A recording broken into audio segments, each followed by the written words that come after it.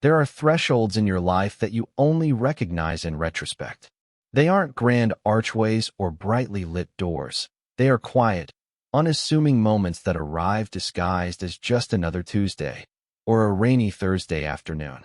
They are the hairline fractures in the foundation of your world, unnoticed until the entire structure begins to shift.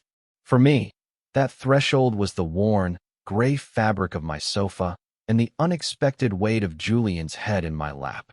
It was a moment so ordinary it should have been forgettable, yet it became the axis upon which my entire life tilted, a single frame in which the before and after were developed in stark, undeniable contrast. In the low, amber light of my living room, with the city humming a distant lullaby outside the window, I learned that the heaviest things in the world are not made of stone or steel, but of sleeping heartbeats and unspoken questions. He had been asleep for nearly an hour, his breathing a soft, rhythmic current against the tense stillness of my own body.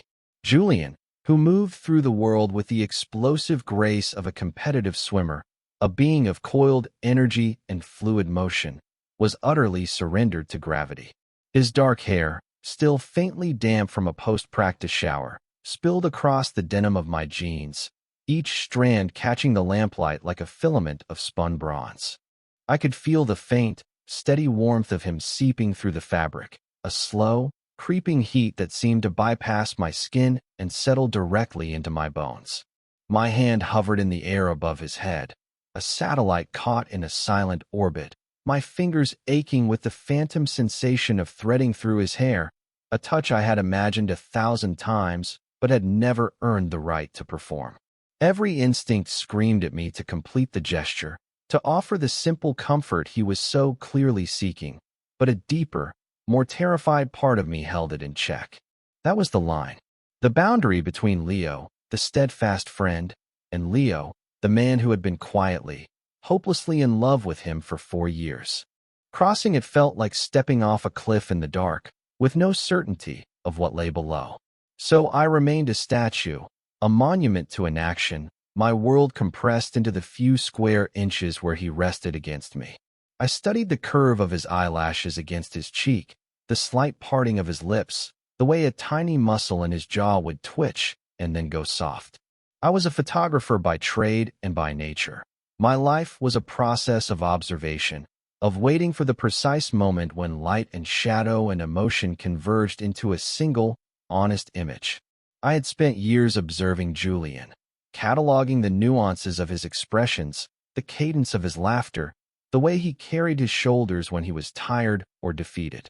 I had countless photographs of him, both on film and imprinted solely on my memory. But this was different. This was not observation from a distance.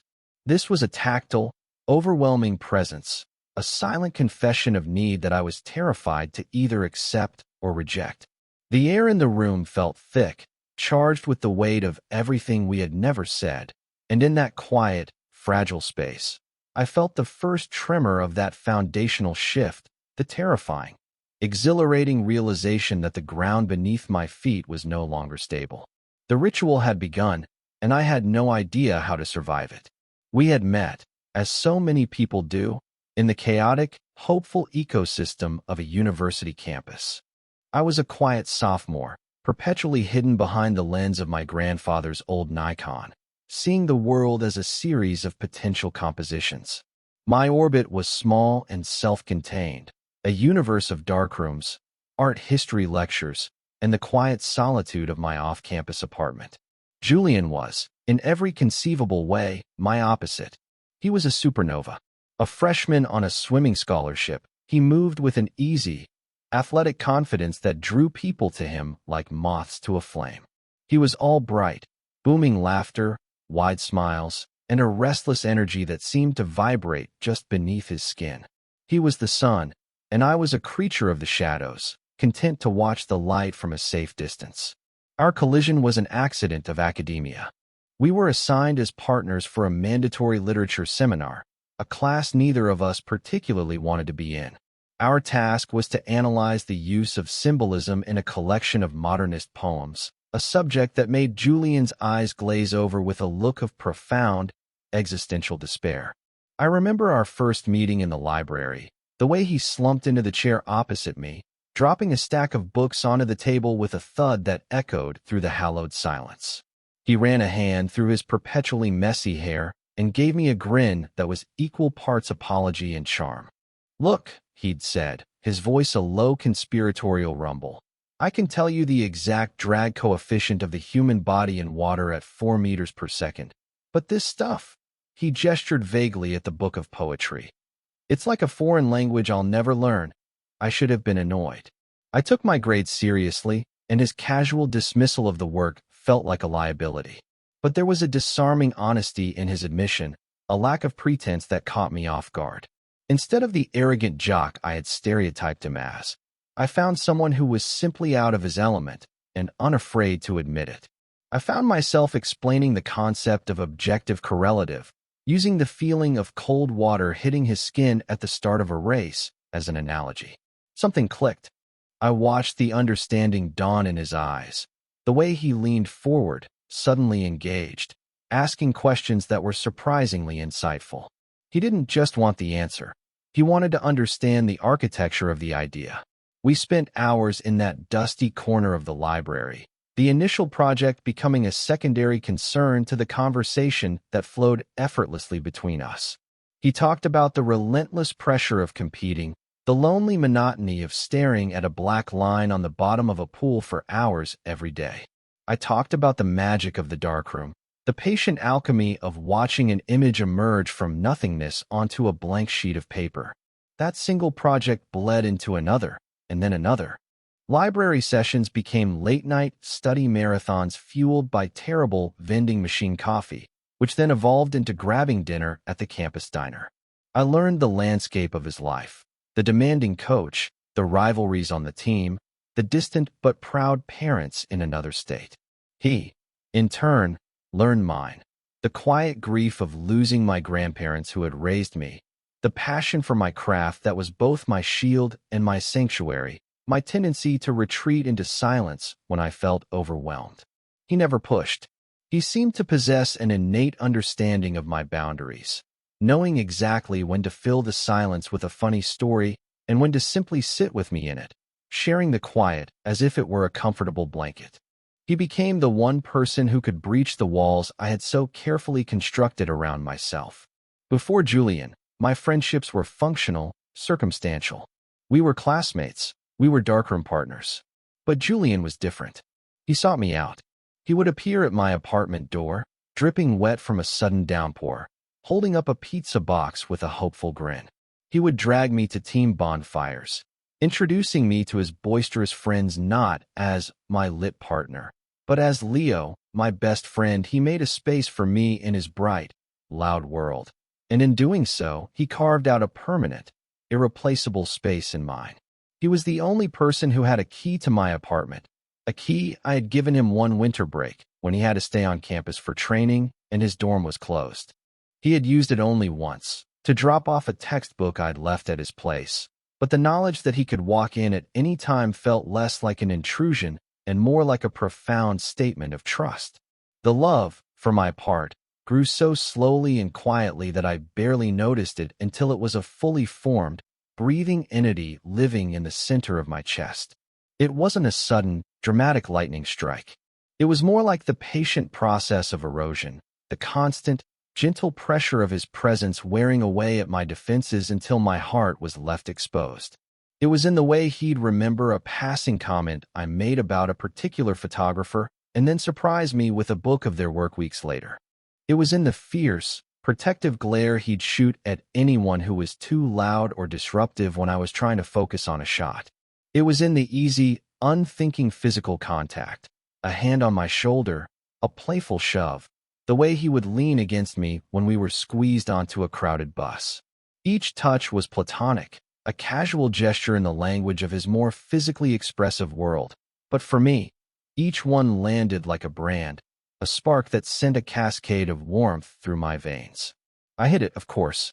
I buried it deep, packing it down with logic and reason. He was my best friend. He was straight. He had a revolving door of girlfriends, all of them bright and lovely, and everything I was not. To confess my feelings would be an act of self-immolation, a surefire way to incinerate the most important relationship in my life. The risk was too great, the potential loss too catastrophic to even contemplate. So I became an expert in redirection, a master of the carefully neutral response. I learned to smile and offer advice when he talked about his latest romantic entanglement. I photographed him with his girlfriends, framing them in perfect, happy compositions while my own heart felt like a poorly exposed negative, all murky shadows and lost detail. I resigned myself to my role, the quiet observer, the keeper of secrets, the safe harbor. It was a painful, lonely existence, but the friendship was worth the price of the silence. It had to be. The thought of a life without Julian in it at all was a void too dark to look into.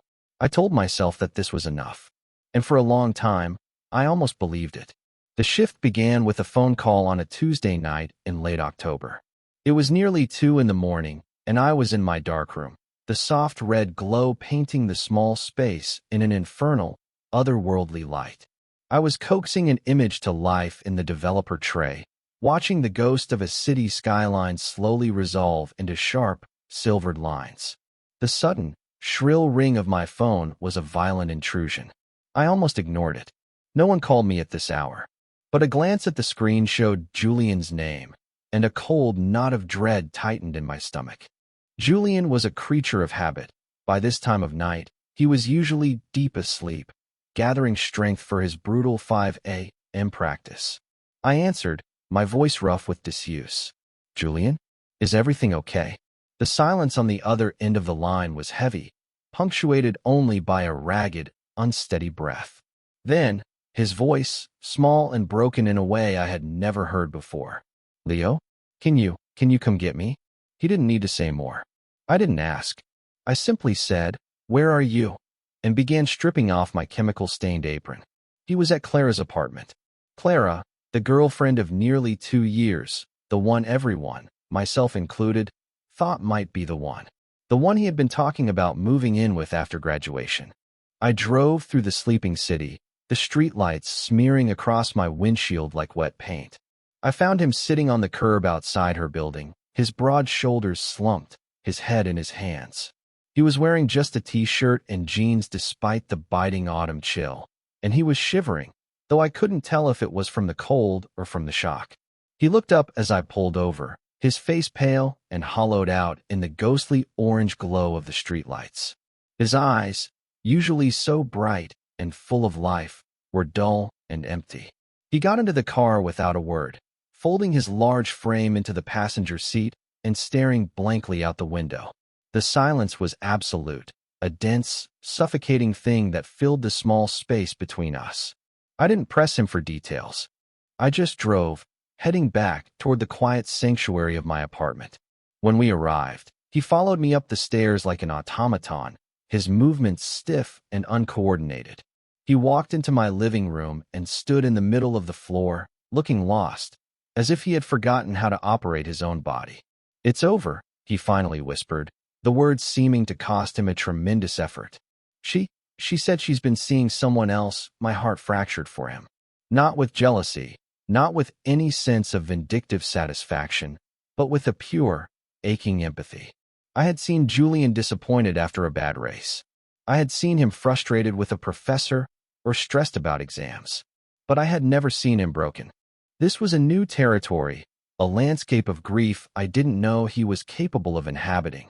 He looked fragile, like a magnificent piece of architecture that had sustained a deep, structural blow, still standing but threatening to collapse at any moment. Go shower, I said, my voice gentle. You're freezing. He nodded numbly and disappeared into the bathroom. I heard the water start, a hiss that was soon muffled by the closing of the door. I stood in the kitchen, making him a cup of tea he would probably never drink, my hands moving on their own while my mind raced. I was trying to map this new version of him, to understand the contours of his pain. The Julian I knew was a fortress of self-assurance. He was the one who comforted others, who offered his strength as a shield. To see that fortress breached, to see him so utterly adrift, was profoundly unsettling. It felt like watching the sun flicker and dim.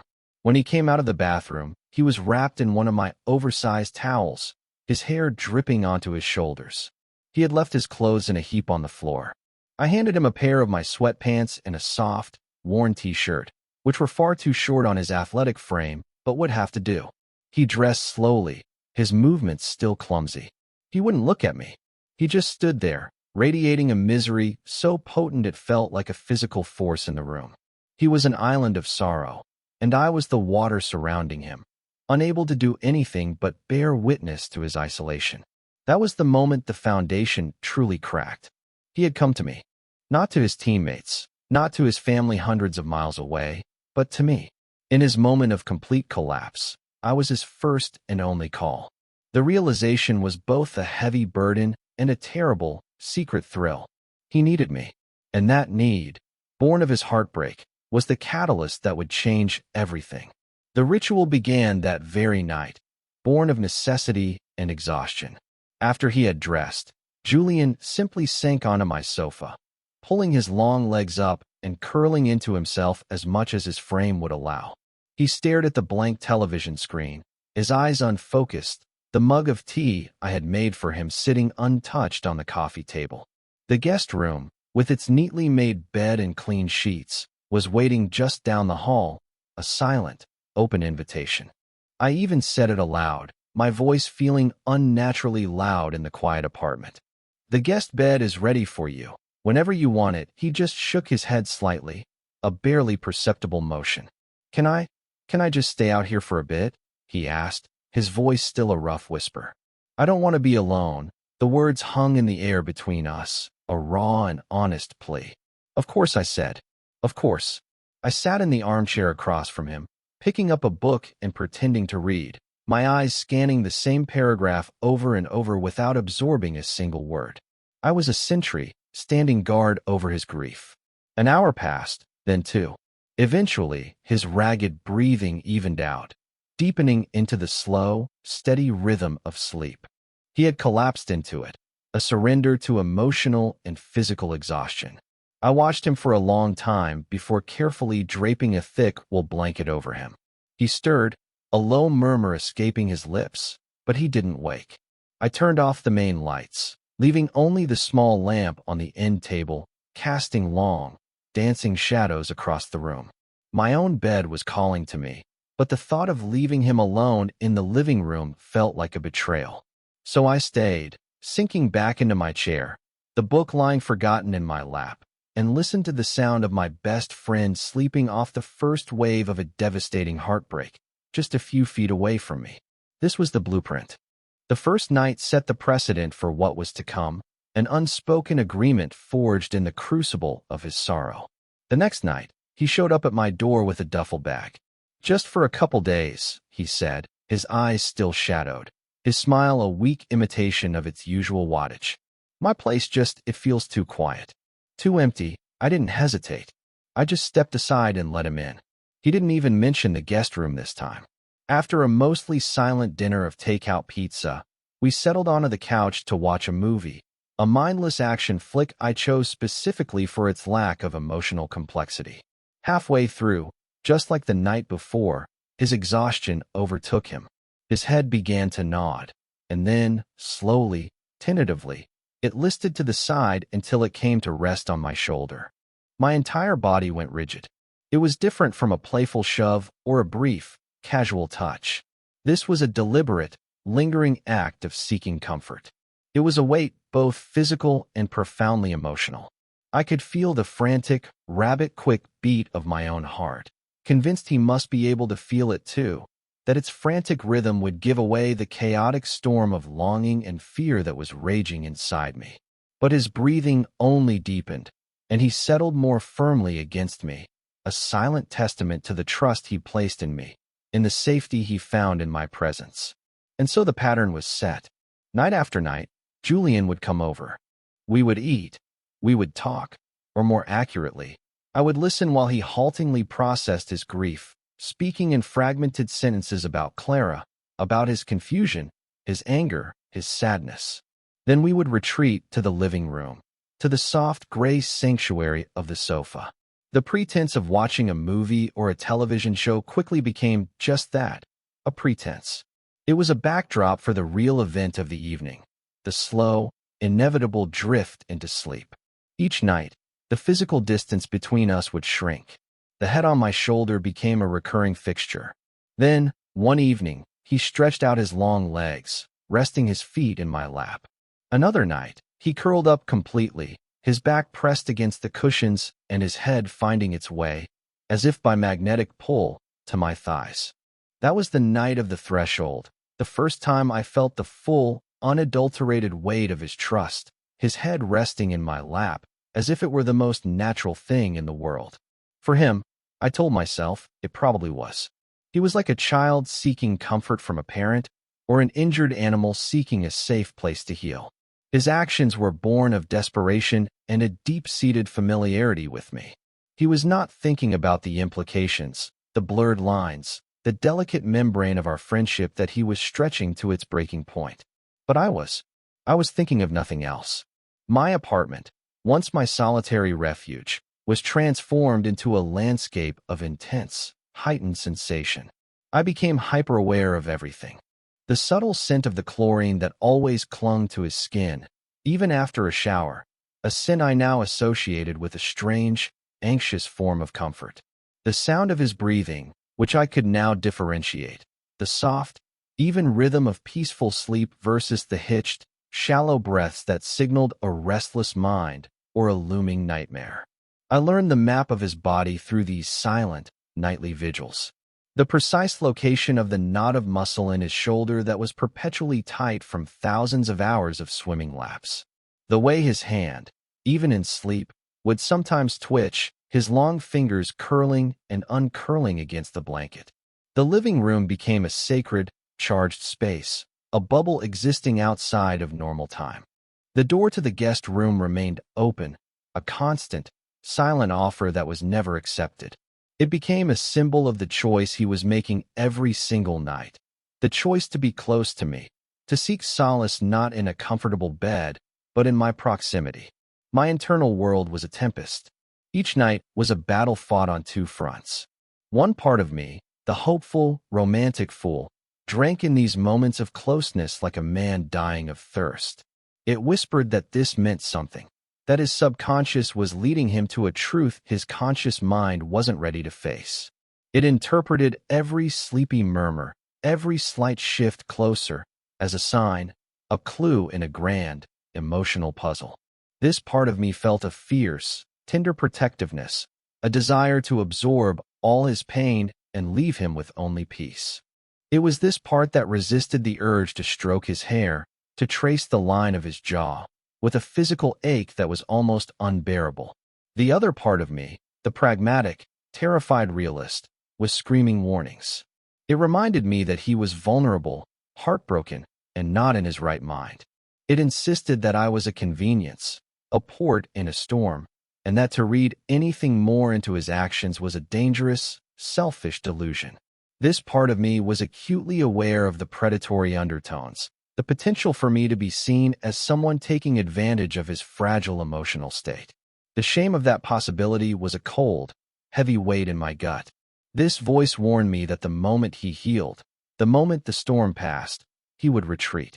He would wake up one morning, see the situation with clear eyes, and be horrified by the intimacy he had sought and I had allowed.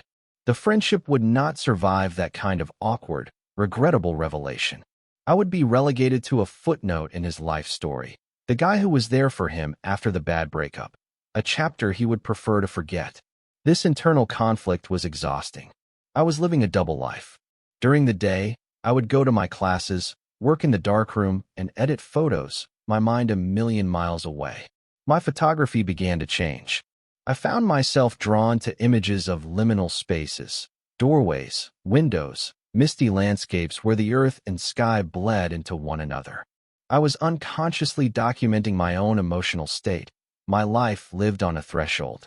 Then, as evening approached, a familiar sense of anxious anticipation would build.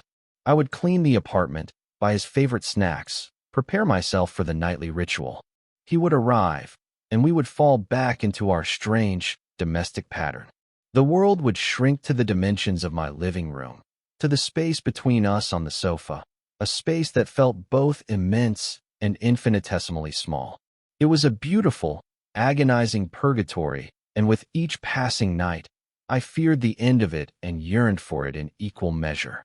I was drowning in his proximity, and I was terrified that the only thing keeping me afloat was his grief. The crossing happened on a Sunday night, nearly a month into our new arrangement. It had been a particularly difficult day for him. He had run into Clara and her new boyfriend at a coffee shop, a brutal, unexpected confrontation that had undone weeks of slow, fragile healing. When he arrived at my apartment, the haunted, broken look was back in his eyes. He barely spoke, shrugging off my questions with a tight shake of his head. He skipped dinner, and we found ourselves on the couch earlier than usual, the television playing a nature documentary about deep ocean currents. It sounded a low, somber drone in the background. He didn't gradually fall asleep this time. He laid his head in my lap with a sense of deliberate finality, curling into a tight, defensive ball and closing his eyes, as if trying to physically block out the world. He was shivering again, a deep, persistent tremor that shook his entire body, even under the thickest blanket I owned. I could feel the vibrations traveling up through my legs, a physical manifestation of his misery. He wasn't asleep. His breathing was too shallow, his body too tense. He was just enduring. The sight of him, so strong and vital, reduced to this state of absolute vulnerability, broke through my carefully constructed walls of restraint. The battle inside me ceased. The hopeful romantic and the terrified realist fell silent, and a third, simpler voice emerged. A voice that said only, "Comfort him." My hand, which had remained in its hesitant orbit for so many nights, finally completed its journey. I lowered it slowly, tentatively, until my fingers brushed against his hair.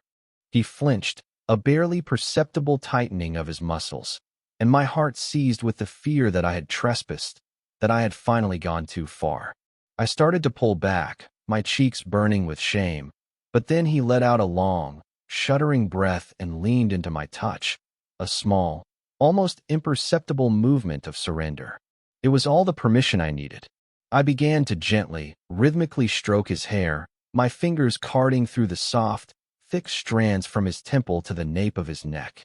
The simple, repetitive motion felt monumental, a seismic event in the quiet landscape of our relationship.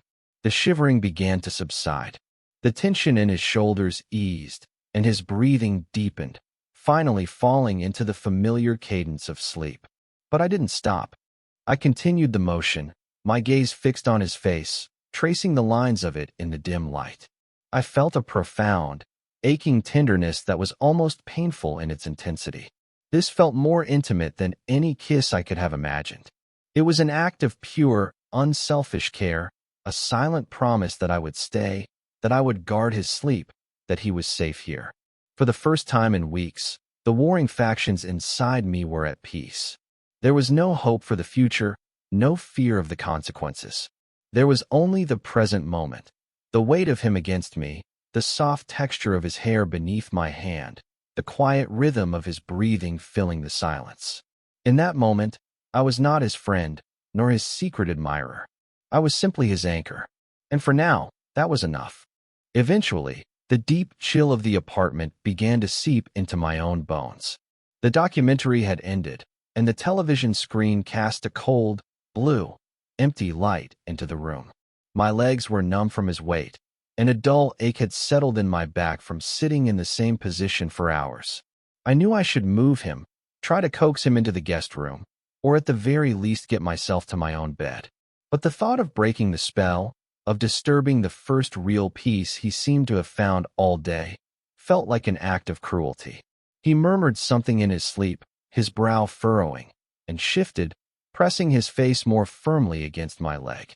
He was clinging to the comfort, even in his unconsciousness.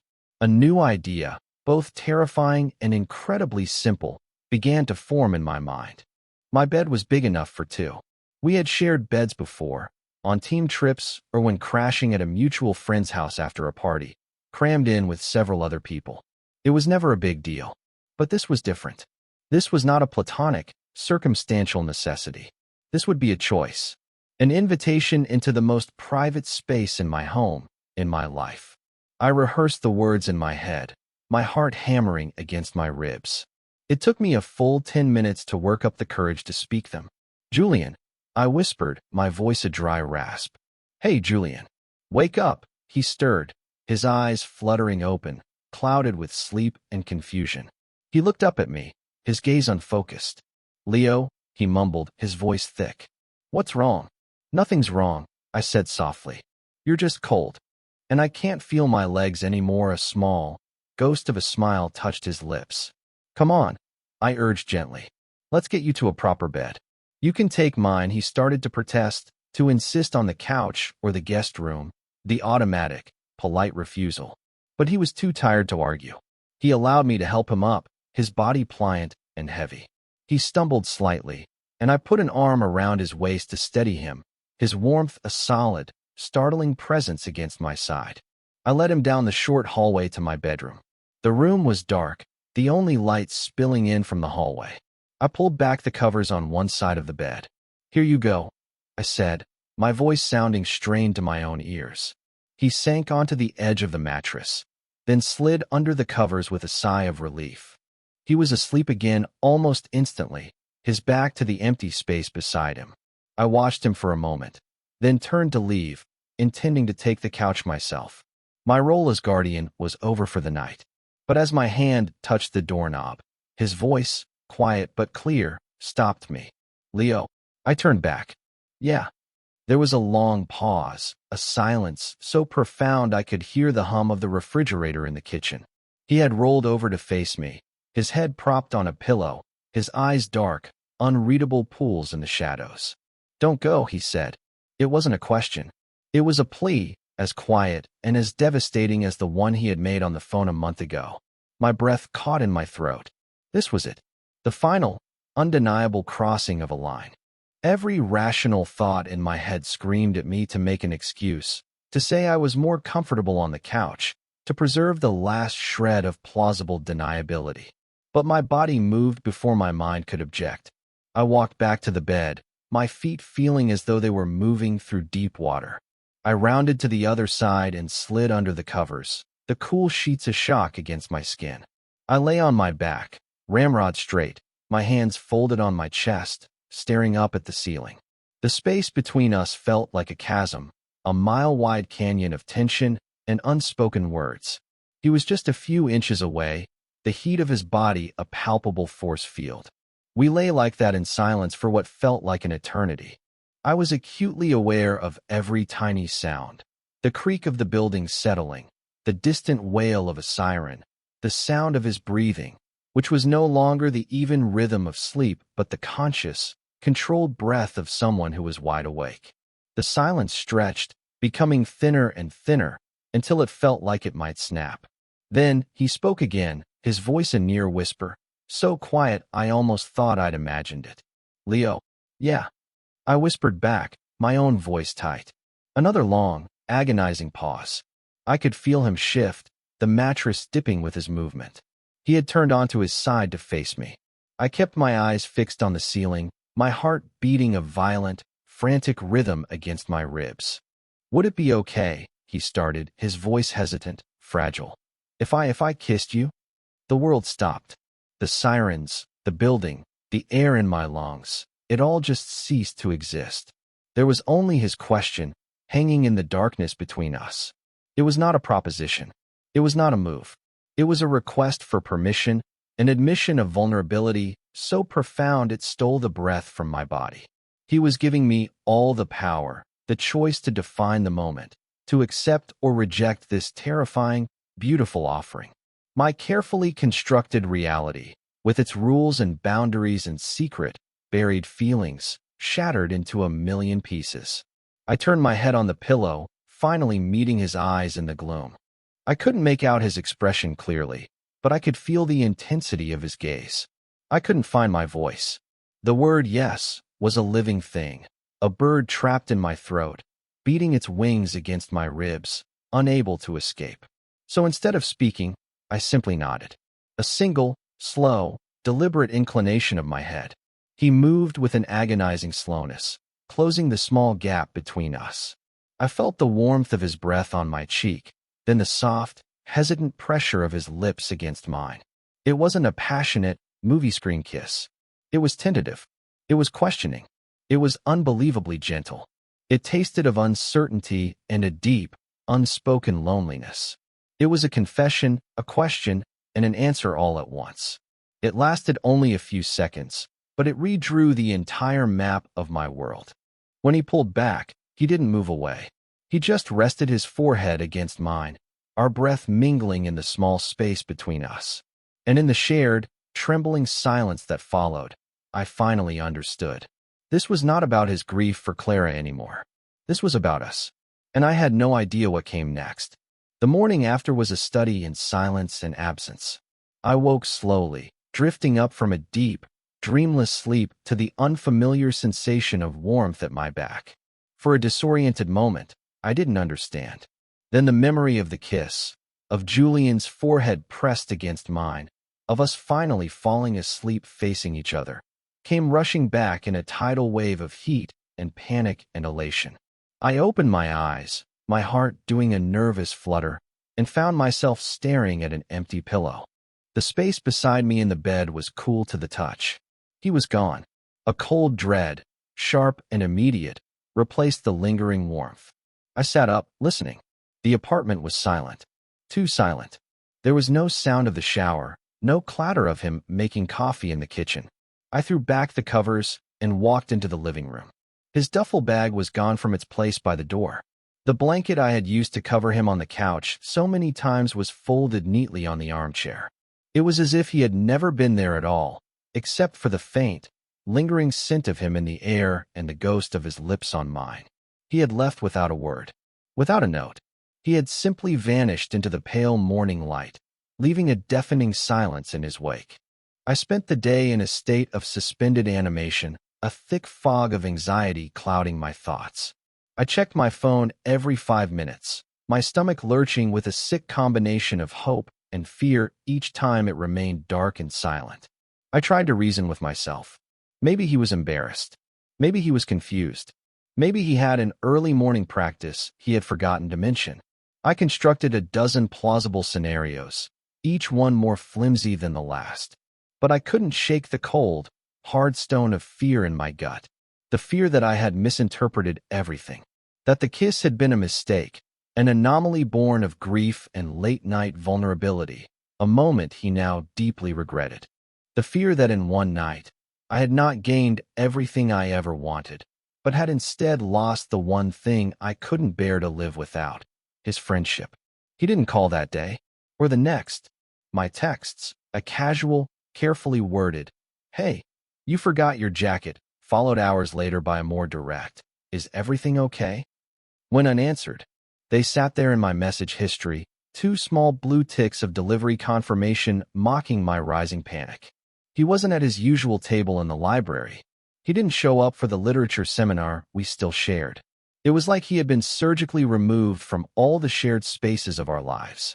The silence from him was an active, aggressive thing. It was not a lack of communication. It was a statement. And the statement I was hearing was one of profound, unequivocal regret. The pain of his absence was a physical ache, a hollow space in my chest where my heart used to be. The apartment, which had felt so charged and full with his presence, now felt vast and empty, a sterile museum of what we'd had. The sofa looked accusingly at me. My bed felt cold and impossibly large. Every object was a reminder, a testament to an intimacy that had apparently been a figment of my imagination.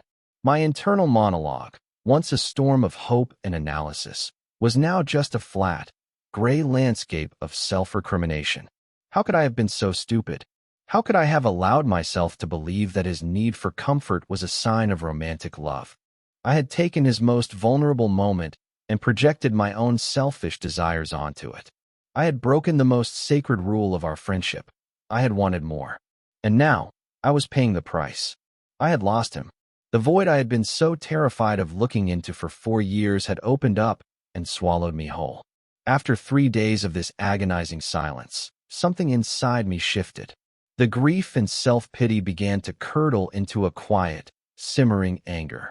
It wasn't a hot, explosive rage, but a cold, hard fury. An anger at him for being a coward.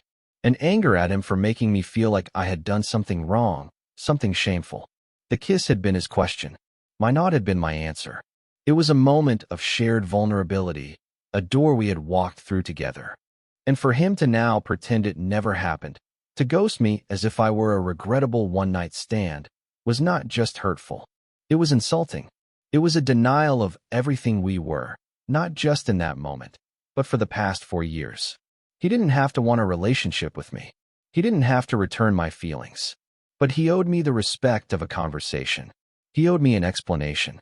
He owed me more than this cowardly, crushing silence. That evening, fueled by this new, cold resolve, I drove to his apartment. It was the apartment he had shared with Clara, the place he had been avoiding for a month.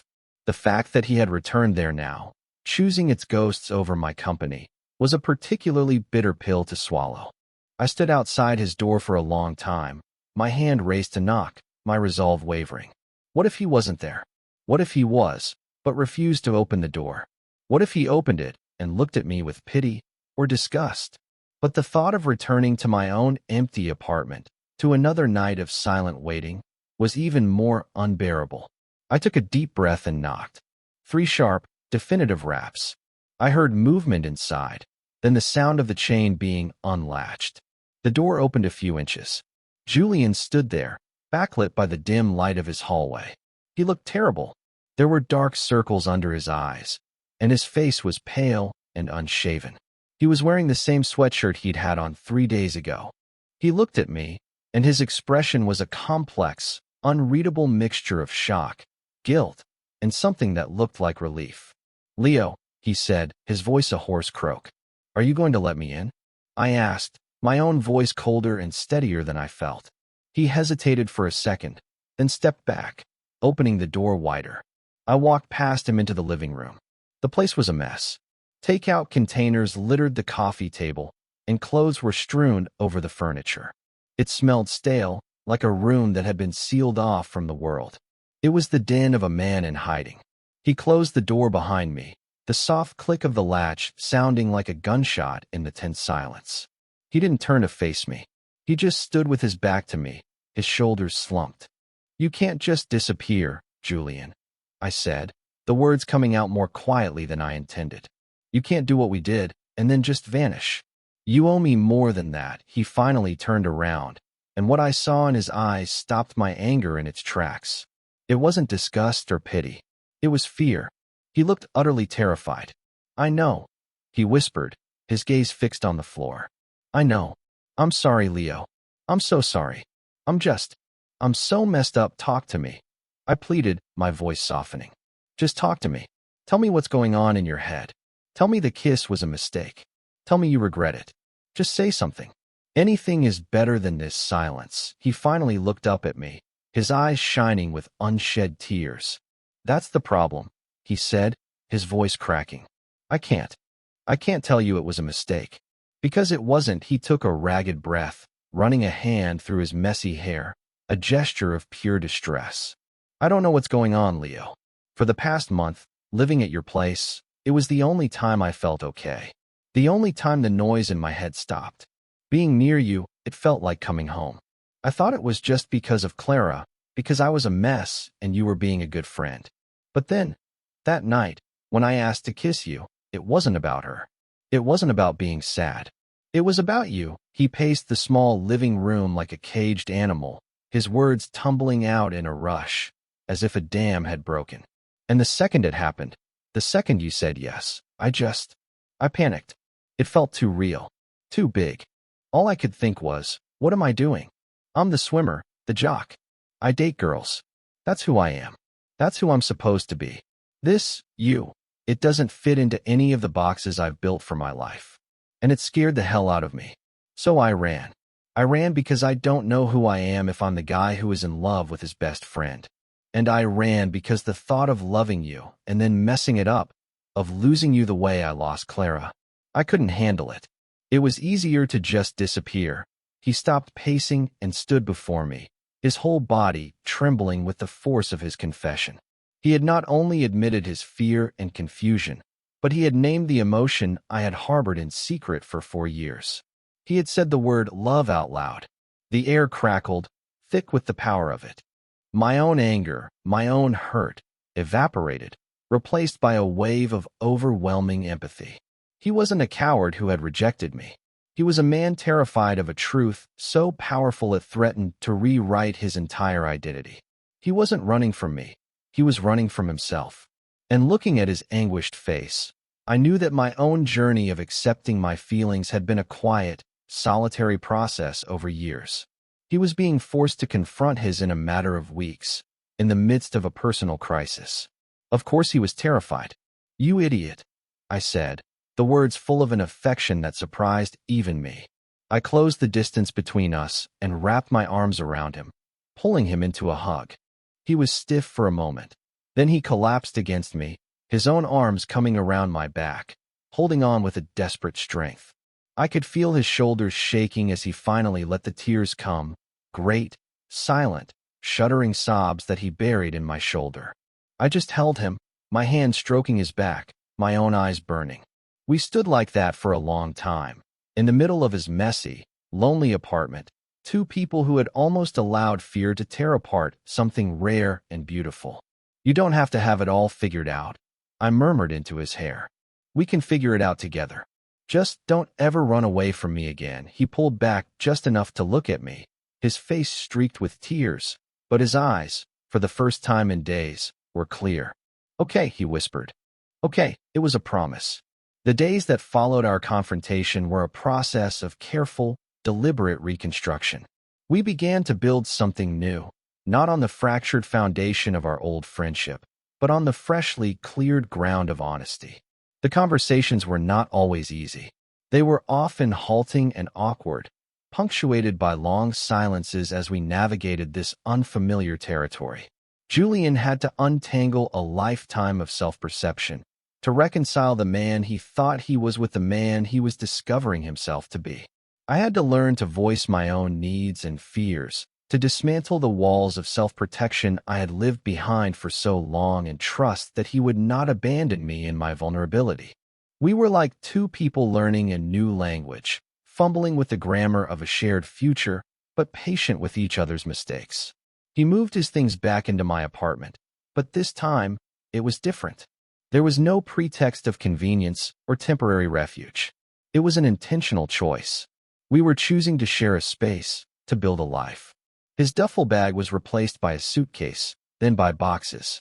His swimming trophies appeared on my bookshelves, nestled between my photography books. His ridiculously oversized team hoodie found a permanent home on the back of my desk chair. My quiet, solitary sanctuary slowly, beautifully, transformed into our home. The guest room door was now kept closed, not because the room was off limits, but because it was simply irrelevant. The question of where he would sleep was no longer a question at all. The physical intimacy that had once been a source of so much anxiety for me became a source of profound, quiet comfort. It was no longer confined to the charged space of the living room couch in the dead of night. It was in the casual, easy way he would now wrap an arm around my waist while I was making coffee in the morning. It was in the way my hand would instinctively find his when we were walking down the street. It was in the simple, unquestioned act of falling asleep in the same bed every night, not as a desperate plea for comfort, but as a peaceful, natural conclusion to the day. The hesitant, questioning kiss in the darkness was replaced by kisses that were sure and certain, kisses that were greetings and goodbyes and silent reassurances in the middle of the day. Each touch was a reaffirmation of the choice we were making, a constant, gentle reminder that this was real.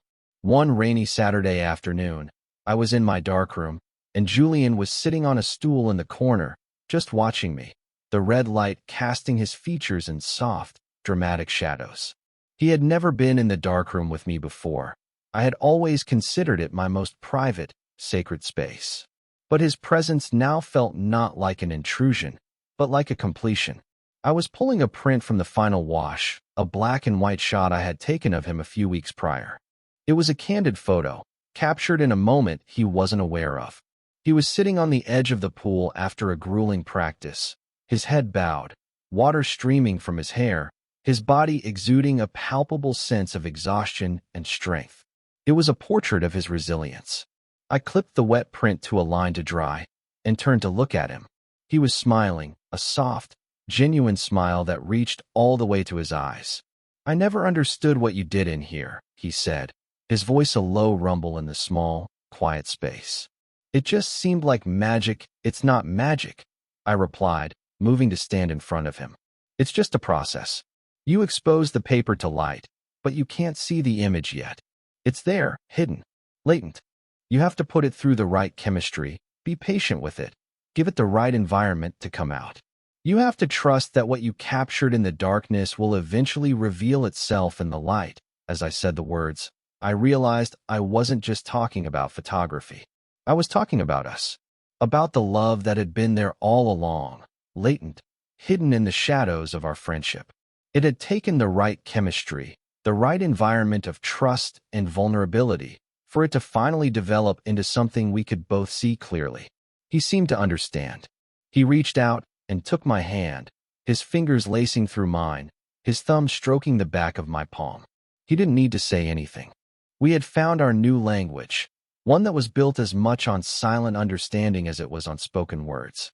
We stood there for a long time in the warm, red darkness, the only sound the soft drip of water from the drying prints, and I felt a sense of peace so deep and so absolute it felt like it had settled directly into my soul.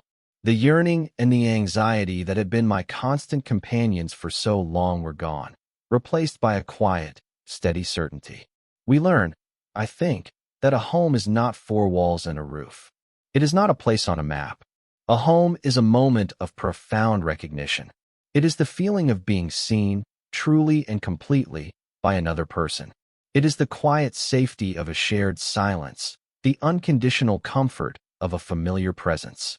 It is the anchor that holds you steady when the currents of life threaten to pull you under. Julian had been my best friend, the one I had almost lost to fear and misunderstanding. But in the end, he was also the home I had been searching for all along. And in the beautiful, honest, and sometimes difficult light of what we had built, we were finally learning how to live there, together.